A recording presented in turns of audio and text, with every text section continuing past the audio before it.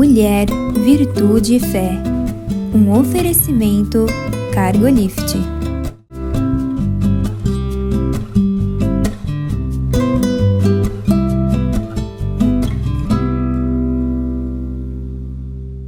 Olá, queridos. Olá, queridas. Sejam muito bem-vindos à nossa programação. É muito bom ter você aqui conosco. Obrigada pela escolha, pela confiança, pelo desejo de passarmos esses momentos juntos. Vamos fazer essa conversa valer a pena, né, Eliane? Sim, porque os assuntos são interessantes, às vezes polêmicos, mas a gente gosta de estar aqui. Uma boa discussão vale a pena, não é? Porque é das duas partes. Né? É, sim. Hoje, por exemplo, nós vamos falar sobre mentira, né? Agora, tem esse lado quando nós estamos falando sobre mentira. Eu sempre digo para você, nós somos cristãos. Então, nós não vamos ter uma discussão sobre mentira baseado naquilo que a cultura, a sociedade diz, porque hoje nós vivemos em tempo onde apareceu palavras como pós-verdade. Então, não existe mais, em termos de cultura e sociedade, verdade absoluta, né? Mas eu gosto de trazer uma análise, não nesse sentido de pós-verdade que não existe. O que eu gosto de trabalhar é o lado humano. Assim, em que situação, como se encontrava quando algo aconteceu. Porque às vezes é a situação da pessoa e às vezes é o meio em que ela está. Não justifica, porque como eu também sou cristã, sempre vai ser errado mentira. Mas eu acho que nós podemos, dentro de um contexto, entender o que levou aquilo. Né? Por exemplo, a mentira, mesmo para quem é cristão ou deixa de ser cristão, ser chamado de mentiroso é uma coisa que pega. É muito pega? Forte. Forte. Eu acho que é uma das coisas que mais pega para a nossa personalidade e para a identidade e o caráter da pessoa. Da pessoa, é você ser chamado de mentiroso, sabe? Então, é pejorativo, sabe? Mas, ser chamado de mentiroso, mas contar mentira é uma coisa natural até para alguns, não é? Tem pessoas que contam mentiras de maneira sem nenhum tipo de constrangimento, né? Tem inclusive oradores, né? A gente tem as técnicas lá da época dos gregos, né? A falácia, a dom da oratória. Tem muita gente que eles fazem as associações de ideias diferentes, tentando chegar numa outra conclusão, simplesmente para manipular aos ouvintes e para manipular de acordo com o que eles querem, que são mentiras. Né? Então, para a gente ver assim, se ser chamado de mentiroso é horrível para qualquer um, contar mentira, nem tanto, né? Se a gente for simplificar, conta-se mentiras porque dosam, nivelam ou põe nível na mentira. Mentira, mentirinha, mentira inofensiva e coisas assim, né? É que tem uma coisa, principalmente hoje, vivendo na internet, né, quer dizer, mentira inofensiva.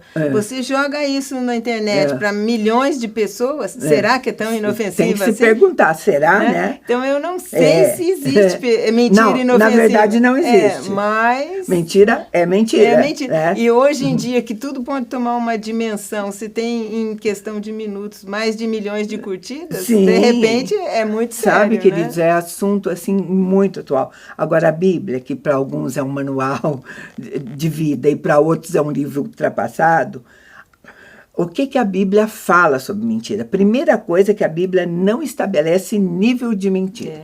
A Bíblia é muito... Mentira é mentira, verdade é verdade. Saiu da verdade, é mentira. Sabe, né? Agora, por exemplo, a gente falou em mentirinhas, tá? Mas o que é mentir? Mentir é faltar com a verdade. Essa é a definição de mentira. Distorcê-la, né? É agir com engano, com falsidade, né? E na Bíblia, nós aprendemos que a verdade, inclusive, é uma pessoa. A respeito de Jesus se diz assim... a Bíblia diz que Jesus, ele diz, eu sou o caminho, a verdade e a vida. Né? Ele diz, e não tem como ir a Deus se não for através dele. Né? Então, e que nós vamos, ao final, nós vamos ser julgados por sim. isso que nós fizemos aqui, né? E queridos, para nós que tememos a Deus e temos a Bíblia como nosso manual, por exemplo, no livro de Apocalipse, o último livro da Bíblia, ele vai trazer uma lista de pecados que vão nos impedir de entrar no céu. Está escrito lá. Eu vou ler para você, julgado. Apocalipse 21, verso 8, diz assim: quanto aos covardes, os incrédulos, os abomináveis, os assassinos, os impuros, os feiticeiros, os idólatras e a todos os mentirosos, a parte que lhes cabe será no lago que arde com fogo e enxofre, a saber, a segunda morte. Gente, ele coloca a pessoa que conta mentira ao lado de assassino, adúltero, idólatra, né? Exatamente. Então, não é tão simples assim como parece, é o né? mesmo pecado, é o mesmo pecado. É o mesmo pecado, sabe? Então, a primeira coisa que tem que se ter noção é que mentir é pecado. Né? É simples assim. É difícil, mas é simples assim entender. Mentir é pecado.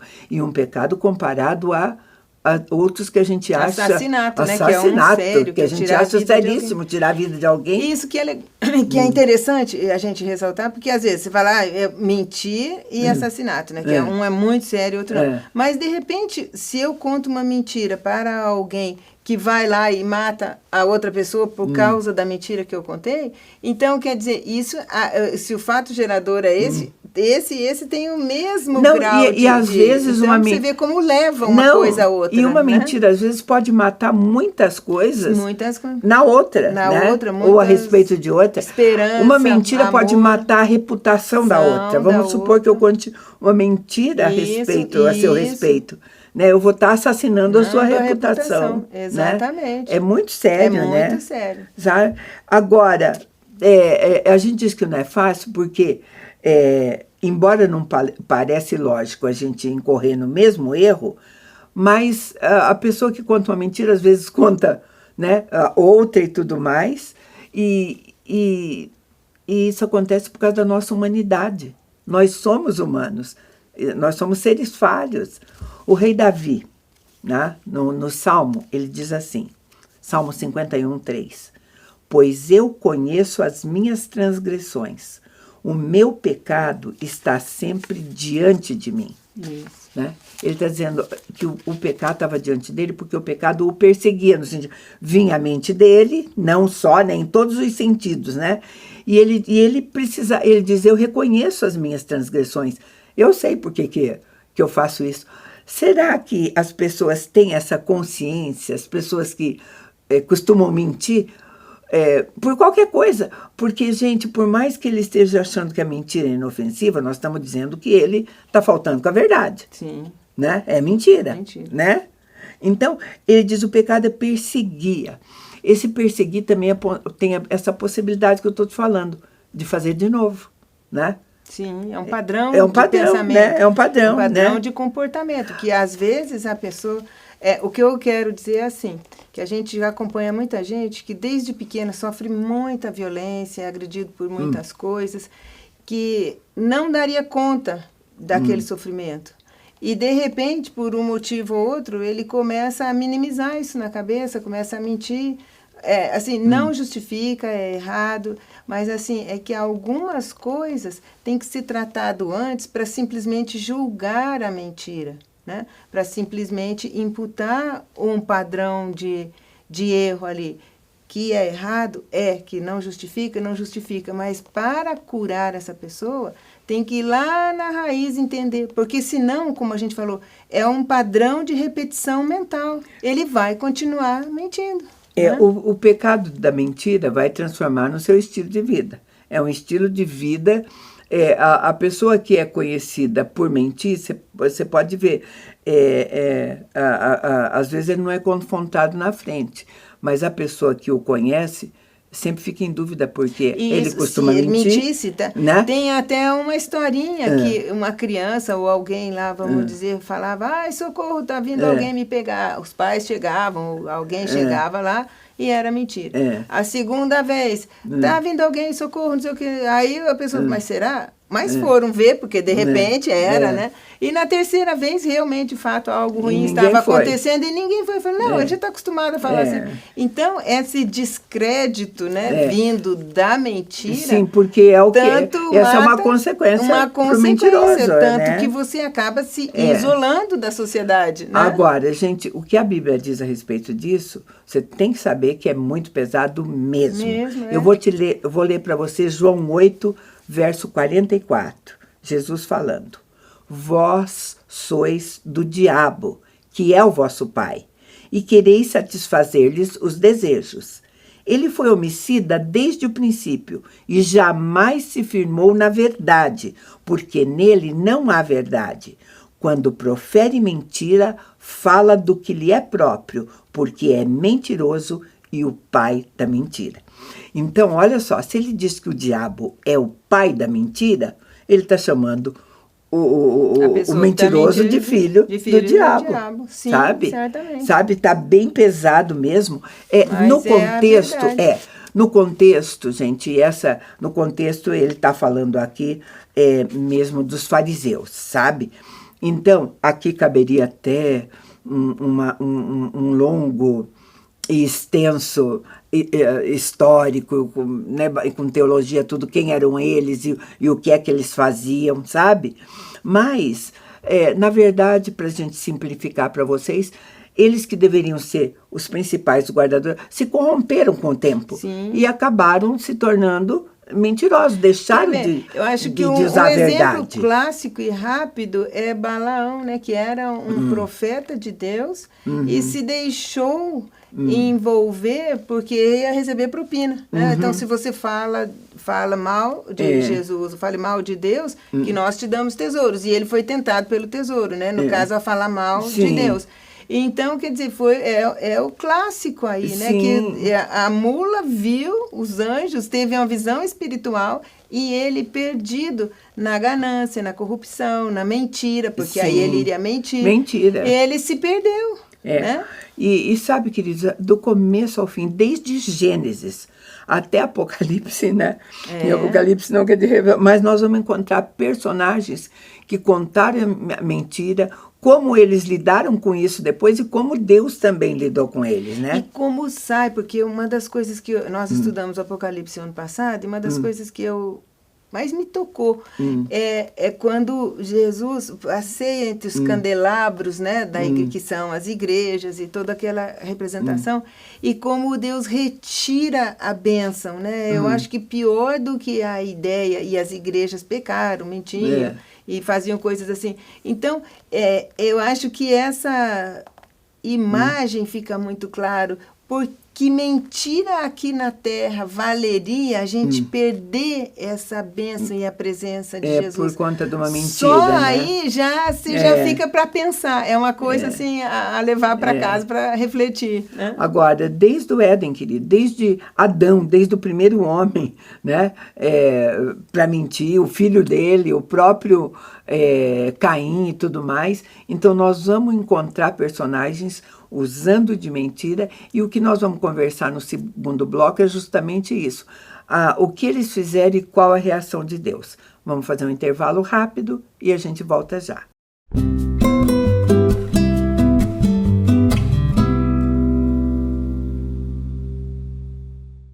No mundo em constante transformação, nos posicionamos com a ética e a integridade. Alicerces para promover a justiça. Propomos o equilíbrio onde prosperidade e integridade caminham em conjunto, contribuindo para um mundo mais justo. Fortalecemos laços, conectamos propósitos, contribuímos com sua cultura. Juntos impulsionamos o desenvolvimento de negócios e relações éticas. Aqui a ética é nosso guia, a coragem, nosso caminho.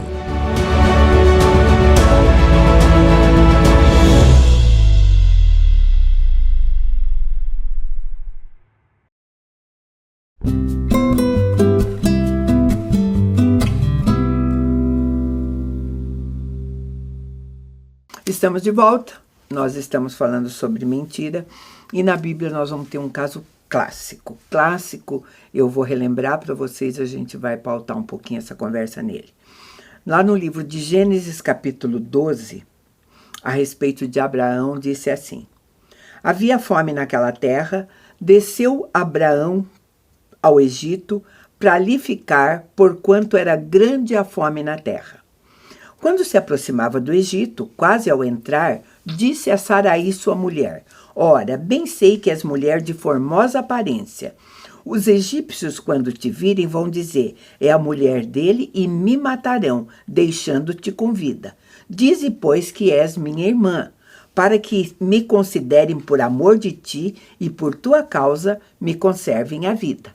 Eu li Gênesis 12, de 10 a 13. Então vem aí uma mentira de Abraão, tá? Que além de mentir, ele envolveu a esposa na mentira, tá?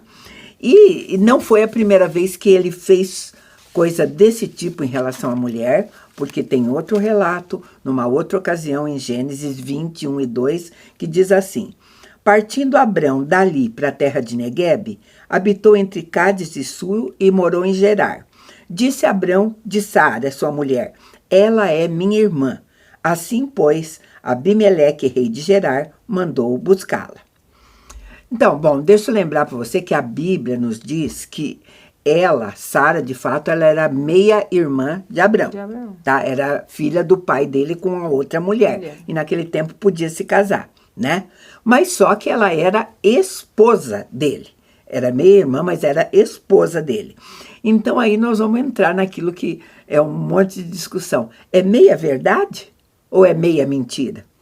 Isso é um sofisma? O que é isso, né? Eu acho que aí é o que remonta à essência humana mesmo, porque logo também que é o começo da Bíblia, né? Então não é à toa que está contado aí. Porque várias vezes ele colocou ali que tem a punção de vida e morte. Ele sabia que se ele pegasse, que se houvesse a palavra esposa, ele iria morrer. E o que é mais preservado pelo ser humano? Não justifica a mentira, não estou defendendo, mas o que acontece em relação ao ser humano? Ele era um líder de um grupo que, como a gente falou ali, estava passando fome, não tinha onde ir, aos pés de um rei poderoso e com uma mulher maravilhosa, linda, que ele sabia que ele ia morrer. Quer dizer, como um líder de um grupo, o que fazer, né? Ele pegou uma verdade, ou meia-verdade, né? Que ela não era existe. Meia-verdade é uma mentira. Mas ela era Meia-mentira dele. é uma mentira. Ela era irmã. E ele ressaltou essa frase, tá, mentira. Mas o que ele fez num contexto aí que... Não, de novo a gente fala, não justifica a mentira. Mas ele quis preservar o grupo. Então, agora né? ele fez uma coisa que a Bíblia errado. diz que está errado, porque deixa eu te falar como é que vai terminar essa história. Essa história, Porque nessa história a intervenção foi de Deus. Não, o fato, Deus. Por exemplo, no Neguebe aqui, com Abimeleque, Deus aparece para Abimeleque em sonhos e diz: essa mulher é esposa dele. Isso. Então manda ela embora. Aí ele manda ela embora e vai as coisas. Então Deus vai agir. Você não precisa mentir quando você tem Deus, né? Isso, essa é a nossa tendência como ser humano, e aí que acho que é o ponto a humanidade mesmo, fundamental. Está certa. Na humanidade, pelo humano, ele não e olha só que contradição, no senso humano, na humanidade, ele tentou preservar, só que com um erro não conserta o outro. Não. Com uma mentira, você não vai consertar um medo, né? Porque o medo é uma punção da morte, que nem ele ali. Só que isso não justifica, porque levou ao rei descobrir isso depois, fica bravo com ele, devolver tudo e ainda chamar a atenção dele, que eu acho que é o que ficou pior. O primeiro, por que sim, que no Egito, sim. No Egito, por que você não me falou que ela era sua esposa? Então, o que eu quero lembrar... até simples assim. Mas não tem como... Agora, a consequência ruim... a consequência ruim. Não vai muito além. Sabe por quê? Porque, por exemplo, se você é criado num lar onde houve mentiras, a sua tendência é se tornar um mentiroso. Você copia. Os pais, mais do que ensinar, passam modelos. Né? Nesse modelo de Abraão, o filho dele, Isaac, mentiu igualzinho ele, inclusive pelo mesmo motivo. E daí não tem justificativa de ser meia-irmã, não. Porque Rebeca ali não tem. Não era meia-irmã dele. Era parente, mas não era meia-irmã. Lá em Gênesis 26 está escrito assim, começando no 6. Isaac ficou em Gerar. Perguntou-lhe os homens daquele lugar a respeito da sua mulher, e ele disse: é a minha irmã, porque temia dizer: é minha mulher, para quê? Dizia ele consigo: os homens do lugar não me matem por amor a Rebeca, porque era formosa de aparência. Então, a mentira foi super escancarada, porque ela não era nem meia-irmã, não havia nem desculpa. Mas eu estou dizendo que são padrões familiares. O pai fez, o filho fez, e vai longe, porque o filho de Isaac também mentiu. Fez. O Jacózinho ali, que foi filho de Isaac, também contava mentiras e, pior ainda, incentivado pela mãe. Aí mostra o padrão familiar Padrão mesmo, familiar, né? total. Queridos, é assim, não tem como fugir. Uma criança que escuta o pai falando, vai falar que eu não estou aqui, né? Atende a porta e diz que eu não estou aqui. Fala que eu fui viajar, ou diz que eu estive lá ontem. Enfim, vai contando tantas mentiras que a criança acha natural crescer mentindo. Esse realmente tem, como eu comentei, um lado em que é até o que a gente trabalha. Não importa o que aconteceu no passado ou o que te levou a isso. O que importa é o que eu vou fazer com isso daqui para frente, né? Quer dizer, não mentir mais. Mas para a gente chegar a esse fato de não mentir mais, a gente tem que dar uma olhada lá atrás. A gente tem que entender isso. Não é que é a favor nem contra, mas há de se entender para não repetir. Até esse padrão mesmo. Em vez de ser uma violência, algo terrível, era um padrão familiar mentir? Então vamos prestar atenção e tentar ressignificar esses pontos de mentira para que não haja continuidade por exemplo, na outra geração, porque senão vai haver uma geração futura. Vai, e assim, o preço que paga é ruim para todos. O preço pago por Isaac, o preço pago por Abraão, o preço pago por Jacó. Jacó então teve que ter 2 encontros com Deus para poder redimir tudo isso.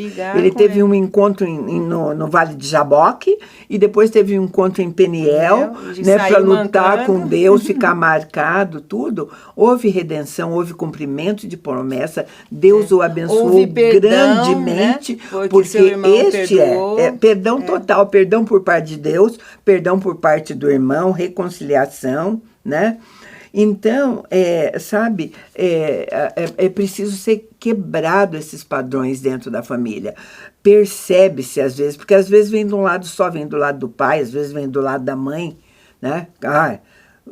Difícil vai ser se vier do lado dos dois, né? Mas às vezes família é muito repressora, mãe e pai que são muito rígidos e reprime muito e castiga muito, a criança vai achar um jeito de se safar dessa situação e às vezes desenvolve um comportamento errado. Assim. Sabe, a Eliane colocou uma coisa que, por exemplo, a mentira usada como defesa, claro que sem dúvida na própria Bíblia vai aparecer como justificativa, sempre vai. Mas, de um lado, ela vai mostrar também a falta de confiança naquele prometeu. Deus, exatamente. Davi era um homem segundo o coração de Deus. Ele estava debaixo da proteção de Deus. Claro, Saul perseguiu ele durante 14 anos, sabe? Mas não era ele que ia se defender. Que a defesa dele mesmo viria do Senhor. Deus, E ele, nessas fugas, ele mentiu. Teve quando ele fugiu lá no rei Aquis, para ficar livre de Saul, lá também reconheceram, mas isso aqui não é Davi, ele não é do outro lado. Aí o que ele fez? Ele mentiu, ele se fingiu de louco, começou a babar e fazer outras coisas, tal né? Disfarce, né? Adotar coisas assim, né? Então, agora, o argumento, né? Na Bíblia a gente vai ver que Davi foi perdoado, sim, de mentira, como foi Abraão, como foi tudo, porque tem perdão. A gente tem perdão para tudo. Nós temos um Deus perdoador. Só não tem se a pessoa não reconhece, não reconhecer, não se arrepende, não pedir perdão. Porque uma coisa importante é pedir perdão, se reconhecer errado, né? Porque, sabe, queridos, reconhecer o erro, porque o mentiroso raramente vai admitir. Ele usa outra mentira para sustentar a outra, né? Se realmente ele não fizer uma análise... Não vai. Então tem que se arrepender, tem que reconhecer, se arrepender, confessar. A Bíblia fala sobre confessar o pecado, sabe? E alcançar misericórdia, perdão, tem. Está escrito isso em 1 João, de 8 a 10, que eu vou ler para você. Se dissermos que não temos pecado nenhum, a nós mesmos nos enganamos e a verdade não está em nós. Se confessarmos o nosso pecado, ele é fiel e justo para nos perdoar os pecados e nos purificar de toda injustiça. Se dissermos que não temos cometido pecado, fazemo-lo mentiroso e a sua palavra não está em nós. Este é a consequência. É muito. E tem outra coisa, né, Mirtz, que eu gosto de mostrar, porque às vezes a pessoa fica calada ou fechada nessa mentira, e o inimigo, como nós vemos aqui, é filho do inimigo mesmo, é filho né? do inimigo, aquilo vai se amontoando, vai crescendo, vai tomando uma dimensão que a pessoa vai cada vez mais sucumbindo nesse estado de mentira, de solidão, de não valia, de não pertencimento. Aí leva em algumas situações muito graves até a depressão mesmo. Então, a forma de sair disso é saber que tem por onde ser liberto, tem por onde pedir perdão, fazer as reparações, né? No caso, se houve a mentira ou algum dano, fazer as reparações e saber que Deus liberta. Sabe por quê, queridos? A Eliane já disse isso aqui atrás na nossa conversa. Tem um julgamento sobre isso. Nós vamos ser julgados por isso.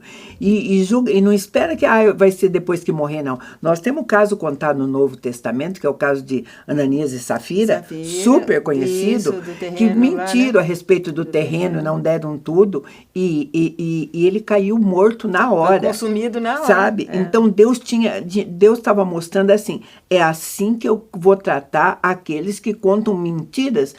No caso dessa, completamente desnecessária. Ele podia chegar e falar, eu vendi meu terreno, mas eu só vou dar metade, porque o terreno era dele, sabe? Ninguém tinha pedido, você tem que dar tudo, sabe? Então, ele chegou e disse, eu estou dando tudo, pus tudo, porque tinham os que davam tudo, né? Mas, enfim, porque Pedro falou, olha... Podia dar exatamente sabe? O que quisesse. Então, exatamente. Quando você usa, e isso que você tem que tomar cuidado, porque às vezes a mentira... já que ela é pecado, às vezes ela acontece sem necessidade, sem nem possibilidade de justificativa, né? A justificativa nunca vai ajudá-la. Mas ela só ajuda para não repetir se você não reconhecer. Repetir, e outra coisa. E para você pegar isso, o que acontece com ela mesmo, porque se Deus é um Deus que vai te castigar por isso, Ele também é um Deus que vai te perdoar por isso. Isso tem que estar na tua consciência. Basta você se arrepender, deixar o pecado, confessar o pecado e pedir esse perdão. Ele virá. Ele virá. Aliás, ele vem até, por exemplo, eu perdoo mentiras dos meus filhos, quero que, né? Perdoo mentiras. Por que um Deus que é amor não vai perdoar, né? Exatamente. E às vezes esse medo é mais fácil a gente pagar aqui por um período do que pagar na eternidade. Não poder desfrutar de Deus, né? Ter volta. Aqui nós temos volta, lá não, né? Queridos, não é um assunto agradável, como a Eliane disse, nem sempre os assuntos são agradáveis, mas é bom a gente conversar sobre isso, né? E a gente agradece, então, a tua companhia e te convida para estar conosco num próximo programa. Deus te abençoe.